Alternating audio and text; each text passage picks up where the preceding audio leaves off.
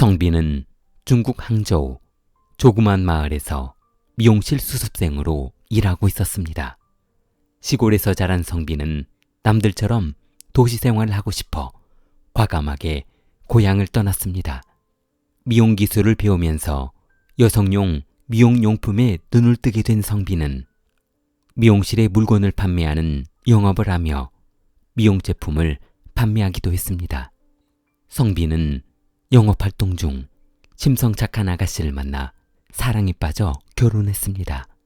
결혼 후 두 사람은 아들을 낳고 의류 사업을 시작했습니다. 요즘 말이지 이런 디자인이 잘 나가니까 한번 봐. 색상을 잘 한번 맞춰보도록 하지. 그리고 요즘 동남아 상품 단가가 경쟁력이 있어서 우리도 상품질을 높여서 팔아야 할 것 같아. 성빈과 부인의 의류 사업은 성공하고 있었습니다. 여유가 생기자 2년 뒤 딸을 낳았고 이번에 셋째 아들을 낳았습니다. 그렇게 3년 동안 성빈의 의류 사업은 성장을 거듭하며 중국 유명 의류 제조업체로 자리 잡게 되었습니다. 엄청난 부를 축적한 성빈은 여보, 나는 그동안 꿈이 말이지 저런 최고 부자들만 살 수 있다는 저 어마어마한 집에서 한번 살아보는 거였거든. 이제 우리 능력도 되고 하니까 저런 집에서 아이 낳고 우리 꿈을 한번 펼쳐보자고. 성빈이 출시한 아동복 의류 상표는 동진일생이라는 제조업체였는데 첫 번째 아들의 이름 동과 둘째 딸 이름 진을 붙여 만들어진 메이커명이었습니다. 성빈의 회사는 전국에 매장이 늘어나면서 쉴 틈이 없을 정도로 바쁜 일과를 보내야만 했습니다. 염색공장 전화해봤어요? 이번 주까지 거래처 샘플 나와야 하는데. 전 부장, 지금 당장 공장에 전화해봐요. 다음 달 수출 물량 컨테이너 선정 문제 차질 없이 잘 진행되고 있지? 서두르라고. 행복했던 성빈의 가족은 두 사람이 바빠질수록 아이들에 대한 관심이 줄어들고 있었습니다. 싹신이야. 나 너무 힘들어서 애들 데리러 못 갈 것 같아. 당신이 좀 가. 나 직원들하고 내일 출고일 때문에 미팅 있단 말이야. 그럼 애들 수업 끝날 텐데 나보고 어쩌라는 거야? 나도 답답한 건 마찬가지야. 아니 그걸 거기다 두면 어떡하나? 창고로 가야지. 우리 그러지 말고 대책을 한번 세워보자. 부인은 매일 반복되는 아이들 문제로 머리가 아플 지경이었습니다. 퇴근 후 모임에 참석한 부인은 친구들에게 고충을 털어놓았습니다. 그러자 그 간단한 것을 가지고 무슨 걱정이냐며 너 금전적인 여유는 있잖아. 그냥 유머 써. 돈 좀 더 주고 착실한 여자 구하면 엄마보다 낫지. 그리고 너는 일에 집중을 더 할 수 있고 애들 때문에 스트레스 안 받아도 되고. 나도 유머 쓰고 있는데 아주 좋아. 성실하고 첫째, 집이 아주 깨끗하다니까. 부인 소전은 남편 성빈에게 유머를 고용하면 이런 좋은 점이 있다며 당장 고용하자고 설득했습니다. 하지만 성빈은 본인의 어린 시절을 떠올리며 부모의 사랑이 얼마나 중요한 것인지 알고 있었기 때문에 유머를 고용한다는 것이 썩 기분 내키는 일은 아니었습니다. 부인은 남편을 설득해 유머 구인 광고를 내기로 했습니다.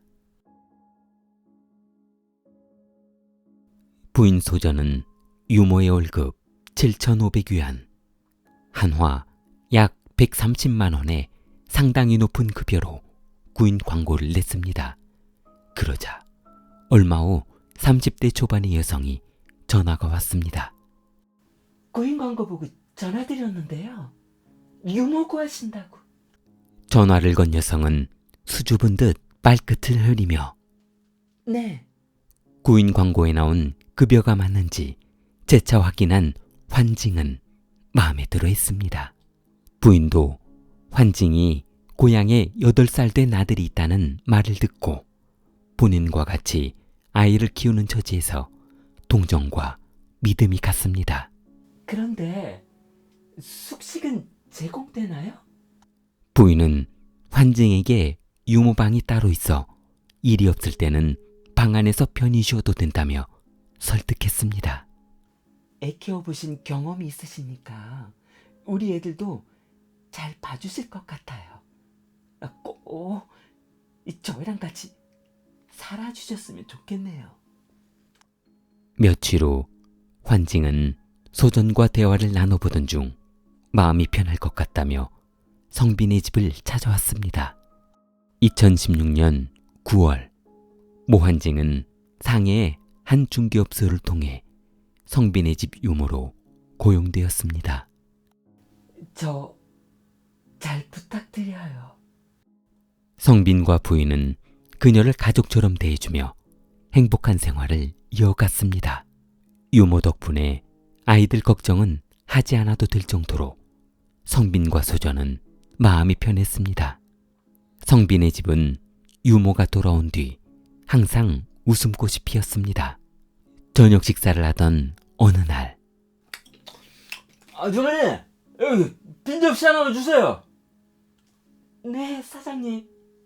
환징이 찬장에서 접시를 꺼내려는 순간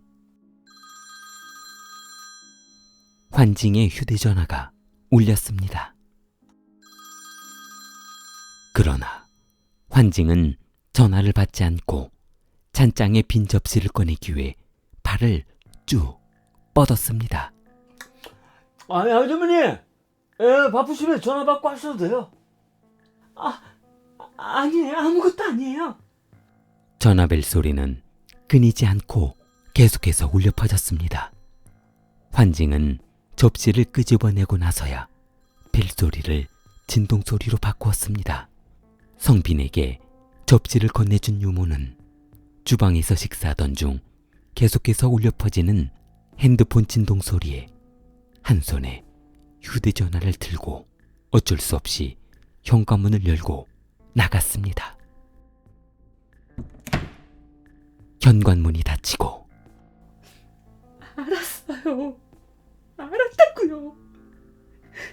바쁘니까 제가 전화하기 전까지 전화하지 마세요. 전화 통화를 마치고 집으로 돌아온 환징은 아무 일 없다는 듯 설거지를 했습니다. 고민이 있는 것 같은 환징에게 다가온 소전은 조심스럽게 물어봤습니다. 저 혹시 무슨 일 있어? 환징은 창백한 얼굴로 소전을 피했습니다. 소전은 혹시나 그녀에게 무슨 일이라도 생겨 그만두는 것이 아닌가 걱정되었습니다. 요리도 잘하고 집안 살림도 잘하는 그녀가 아까웠습니다. 며칠 뒤 환징은 요리를 도와주던 소전에게 어렵게 입을 열었습니다. 저 혹시 저 혹시 고향에 계신 부모님 댁에 문제가 생겨서 급하게 돈이 필요한데요. 월급을 미리 지급해 주시면 안 될까요? 소전은 가불해달라는 환징의 부탁을 듣고 가족끼리 뭐 그리 어렵게 말을 하는지 이해할 수 없었습니다. 소전은 웃으며 그녀의 부탁을 들어주었는데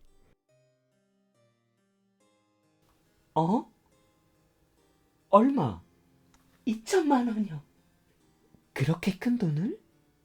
소전은 환징의 부탁을 들어주기로 하기는 했지만 이제 겨우 몇 달 된 유모에게 1년치 월급을 한 번에 준다는 것이 기분 좋지는 않았습니다.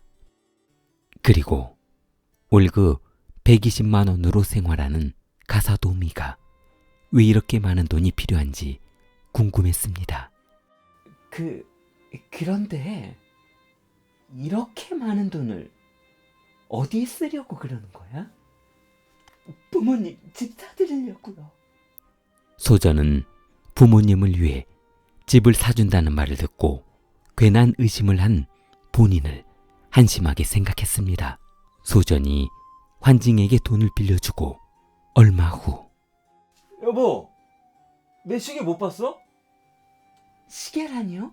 아니, 시계 보관함에 진열해놨던 내 명품 시계 말이야. 소전은 보관함에 넣어둔 시계가 없어졌다는 말을 듣고 요즘 남편이 바쁜 회사 일로 건망증이 생긴 것 같다며 웃어넘겼습니다. 그리고 또다시 얼마 후 자기 내 팔찌 못 봤어? 팔찌라니, 내 시계도 아직 못 찾았구만. 그거 안정품이라 비싼 건데 어디 갔지? 소전은 집안에서 자꾸만 귀중품이 없어지자 누군가를 의심하기 시작했습니다. 그러나 그 사람이 상처를 받을까 걱정이 돼 선뜻 말을 꺼내지 못하고 삭히고 있었습니다. 그러던 어느 날 에이, 설마 애들 물건은 손대지 않았겠지. 소전은 화장대 거울을 마주보고 있었지만 그녀의 눈은 화장대 문고리를 향하고 있었습니다. 조심스럽게 옷장문을 열고 아이들 금반지를 넣어둔 종이 상자를 열어본 순간 아이들의 금팔찌가 사라진 것이었습니다.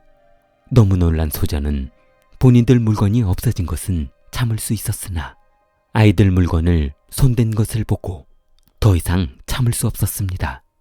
환징이 성빈의 가족 몰래 금품을 훔쳐 팔아 현금으로 만든 사실이 밝혀졌습니다. 그동안 그녀가 팔아치운 귀중품은 수백만 원에 달했습니다. 환징은 고등학교를 졸업하고 공장에 들어가 일을 했는데 결혼하고 애를 낳으며 평범한 주부로 살고 있었습니다.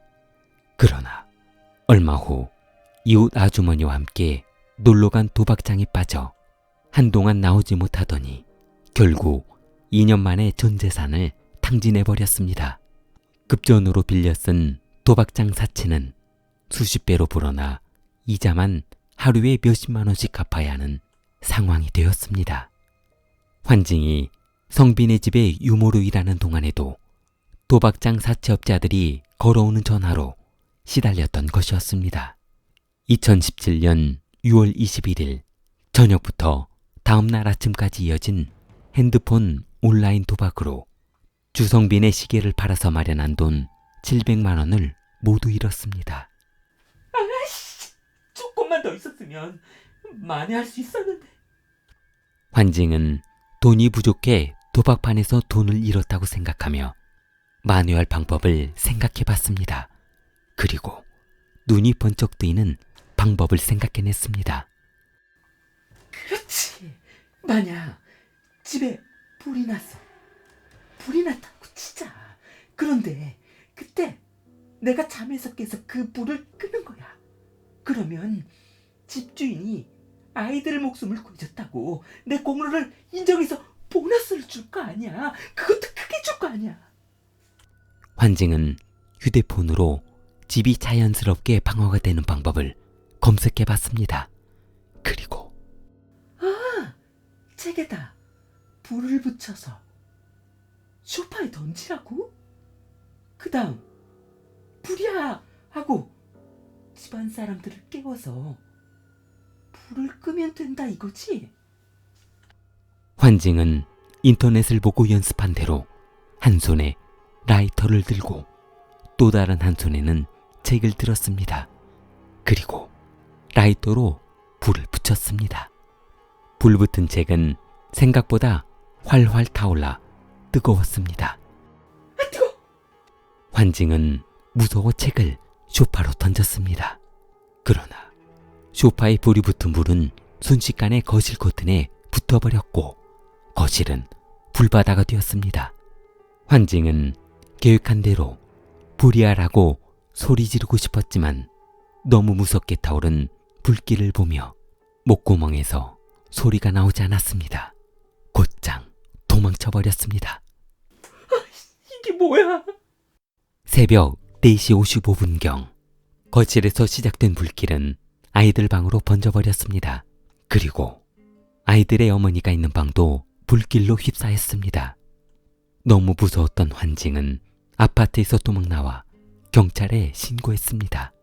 얼마 후 소방차와 경찰차가 출동했으나 집안에 있던 성빈의 가족 4명 모두 사망한 후였습니다. 다행히 성빈은 거래처와 술 약속이 있어 술집에서 날을 새고 놀고 있었던 터라 살아남을 수 있었습니다. 성빈은 혼자 살아남았다는 죄책감에 사건 발생 후부터 지금까지 적십자 및 사회적 모임에 기부금을 기부하며 봉사하고 생활하고 있습니다. 경찰은 환징을 조사한 결과 아주 오래전부터 도박으로 재산을 탕진한 후 사채업자를 피해 떠돌이 생활을 했었는데 2015년 상하이 푸동지구에서 유모로 일하며 집주인의 반지와 목걸이를 훔쳐 팔다 걸렸고 2016년 상해 고급주택에서 가사도우미로 취직해 현금 800만 원을 훔쳐 사용하다 걸려 집주인과 합의하고 일부를 변상한 후 도주했고 2016년 9월 상해 인력사무소를 통해 상해에서 멀리 떨어진 항저우 성빈의 집 유모로 취직하게 되었습니다. 가사도우미로 생활하던 중 여러 곳에서 도박빚을 갚기 위해 수없이 많은 절도 사건으로 조사를 받다가 귀중품을 돌려주는 조건으로 풀려나기를 수없이 반복한 것이었습니다. 유모의 무의미한 방화 사건으로 아무 죄도 없는 세 자녀와 어머니가 사망하는 사건이 발생한 것이었습니다. 2018년 9월 21일 법원은 모환징에게 사형을 선고하고 35세 나이에 처형되었습니다. 좋아요, 구독 부탁합니다. 킬리였습니다.